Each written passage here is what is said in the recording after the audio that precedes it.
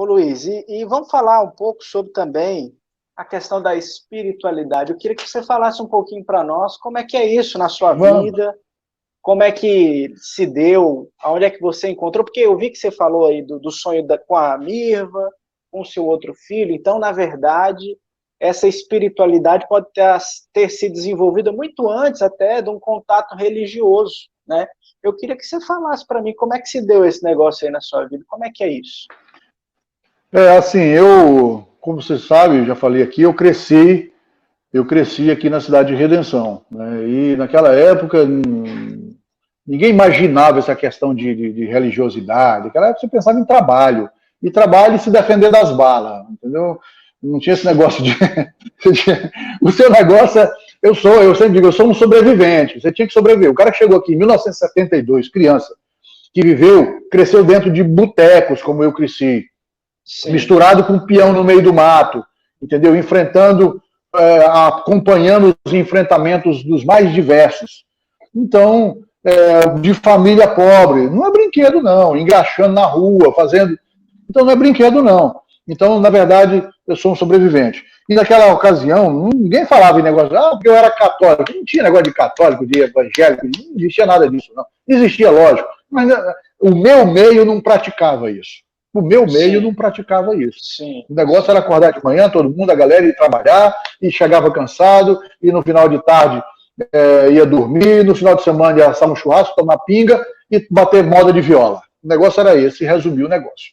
De se defender quando tinha a vida ameaçada, e espalhava uma meia dúzia de tiro aqui, uma meia dúzia de tiro ali, e pronto, era isso que acontecia. Era um ambiente então, cara, muito foi assim que eu cresci. Muito ríspido, né? Era muito ácido, muito nervoso. Ácido, né? Verdade. Então, o que acontece? Depois, lógico, eu fui crescendo e tal, comecei a trabalhar e aí entra o Yahvé novamente. Eu conheci o Espiritismo através do Yahvé. Olha só. E frequentei a casa iniciação espiritual, então, foi mais por essa linha no início. Foi por essa linha aí. Na verdade, a minha iniciação quase em todos os aspectos foi com o Yahvé ou com o Mauro. O Mauro era um funcionário que o Yahvé tinha, um cara que eu era apaixonado por ele, um cara que me ensinou muito, inclusive me deu muitos conselhos, foi um grande orientador meu, certo? Um cara que já faleceu num acidente de trânsito aí de Conceição para cá, que me fez muita falta. Então, era um grande orientador, um cara maravilhoso. Tinha os problemas dele, mas sabia dar a boa orientação. Depois foi se livrando dos problemas dele e aqueles conselhos que ele me dava acabou servindo para ele e virou um cara espetacular, fantástico. Então, o que acontece? Eu venho desse berço, sabe? Quando você vê na Bíblia, Paulo, crescido aos pés de Gamaliel, eu fui crescido aos pés desses mestres aí que me ensinaram muita coisa, né? O Avel, o Mauro, me ensinaram muita coisa. Porque eu era um menino sem conhecimento quase nenhum, né? Então, eu fui para o Espiritismo, aprendi o Espiritismo kardecista, né? Então, para você que não conhece o Espiritismo kardecista, não tem nada de magia negra, não tem nada de rituais, de galinha preta, de não sei o quê, de vela, nada disso. É totalmente diferente, os encontros, e é interessante que você conheça, porque é importante conhecer todos os segmentos, é importante conhecer o budismo. E tal. Bom, depois, por uma tendência, eu conheci alguns amigos e eu comecei a deixar crescer aqui uma Ramsatra, que é uma trancinha que se utilizava, e eu me apelidava. Bom, aí eu achei interessante a religião Hare Krishna.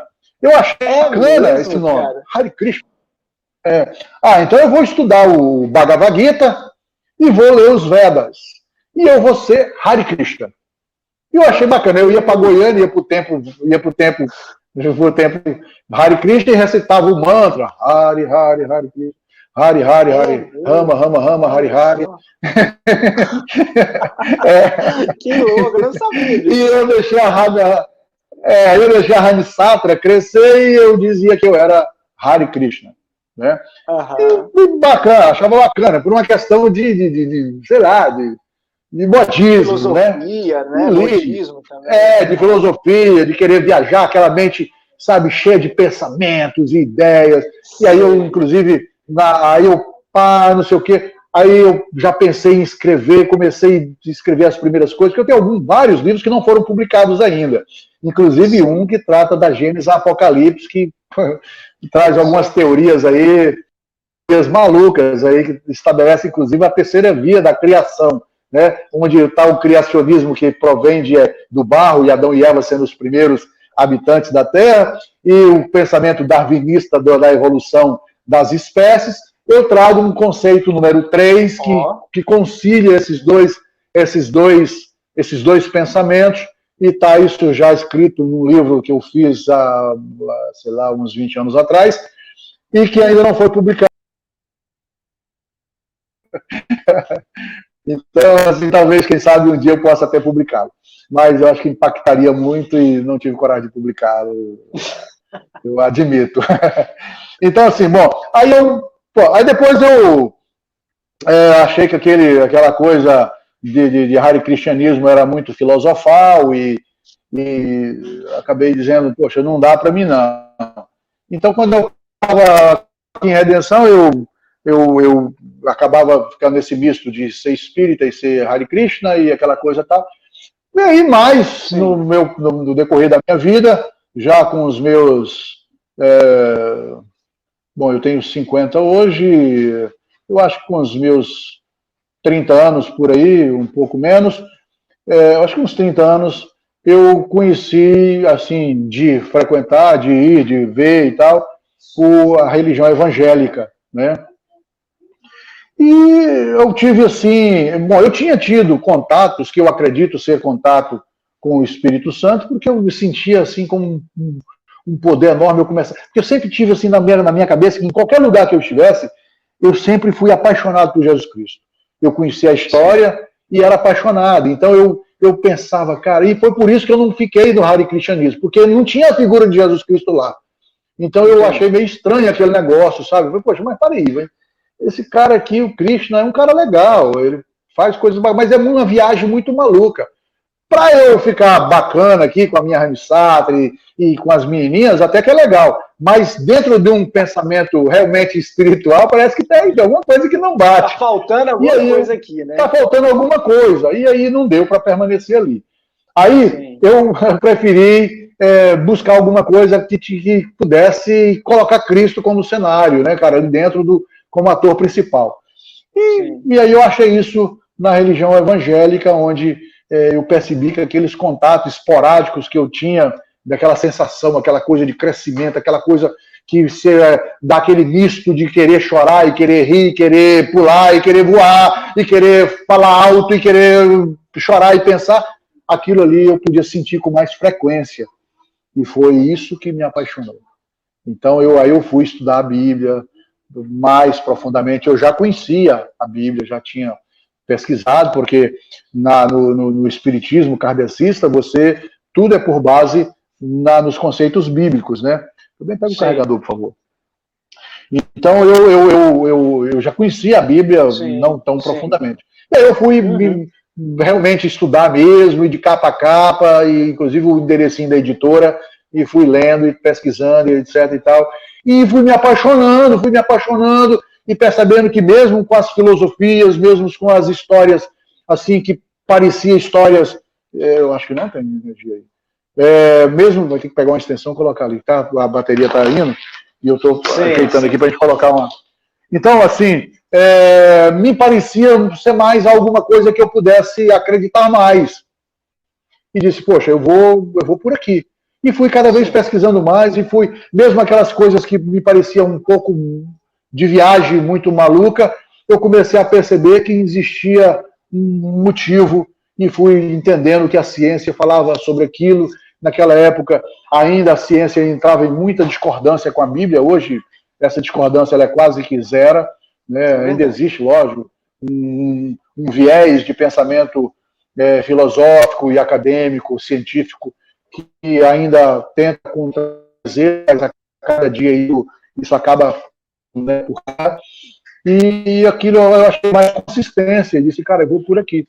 E acabei pesquisando e iniciando a ser um pesquisador desse assunto. Sim. E dentro desse contexto de espiritualidade, Me responda a seguinte questão: você acha que uma espiritualidade bem definida influencia positivamente a vida de uma pessoa? Como é que você vê isso?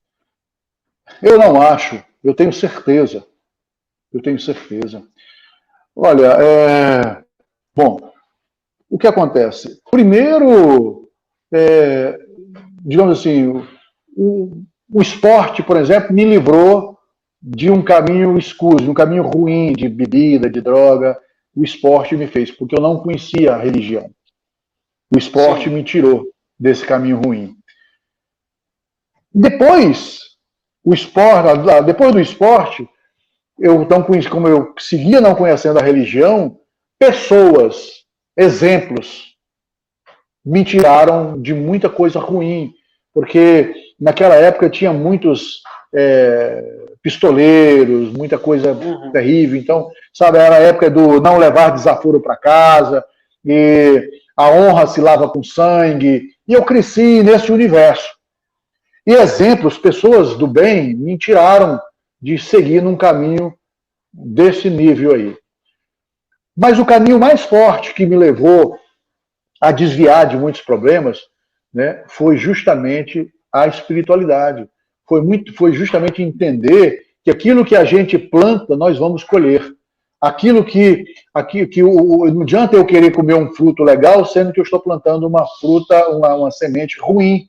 Né? Então, eu entender que o meu futuro verdadeiro, porque o meu futuro não é esse presente, não é o estar aqui na Terra, mas o que vai transcender, o que vai acontecer posteriormente a isso, né, é lá na minha morada permanente, onde eu vou realmente estar com o meu Salvador, com o meu Criador.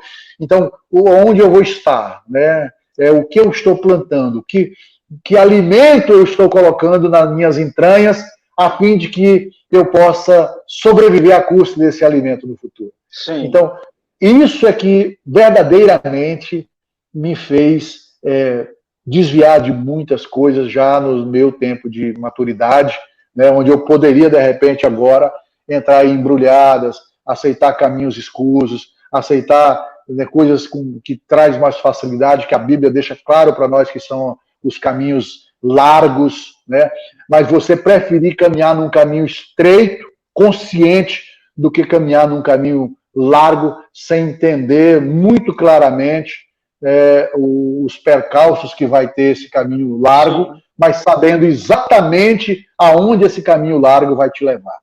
Então, esse quesito de espiritualidade, buscar, enfim, não, se você, independente da religião que você pratique, mas se ela é uma religião que tem Jesus Cristo no centro dela, que acredita em Deus, que acredita no Espírito Santo, que consegue te transmitir o conceito de que é apenas esses três, e que esses três é apenas um, e que depois deles ou antes dele não existe mais ninguém, e que você consegue se manter firme nisso, você está de parabéns. É isso que a Bíblia me apresenta.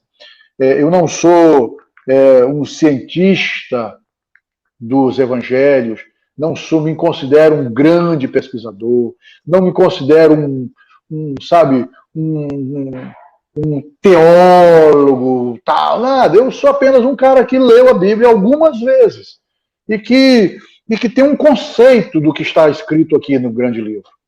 Então, com base nesta minha pequenez, neste meu saber que estou muito aquém de muitos que estão nos assistindo agora, quer dizer, e que sou muito menor, né, do que muitos que estão nos assistindo, que eu não sou o cara mais próprio, mais preparado para dar esse conselho. Talvez eu esteja dando um conselho, pingando uma gotinha num oceano, mas essa gotinha que eu represento, eu quero dizer que se você tem o conceito de que Deus é acima de tudo, de todos, que Deus é a expressão máxima do seu pensamento, que os teus filhos não estão acima dele, que o amor que tu tem pela tua esposa, pelo teu esposo, não está acima dele, o amor que você tem pelo teu trabalho, pelo teu dinheiro, não está acima dele. E que esses três é um só, e que esse um só é tudo na sua vida, fechou. A sigla não Que interessa. maravilha. A sigla não Ô, interessa. Luiz, que maravilha te ouvir, cara. Te ouvir. Já a gente consegue identificar em você, com essas palavras, uma sinceridade, uma transparência, e que de verdade isso te. Eu vi uma vez um pregador falando que o evangelho, quando encontra um coração, é como se fosse uma carreta atropelando uma pessoa. É impossível que a sua estrutura mental, Amém. física, emocional e de alma permaneça a mesma. E eu vejo que é assim contigo. Você fala com paixão, você fala Amém. com realmente comprometimento. Isso é lindo, cara. Muito bonito. Amém. Amém. E olha, Luiz, Amém. eu tenho certeza que a gente tinha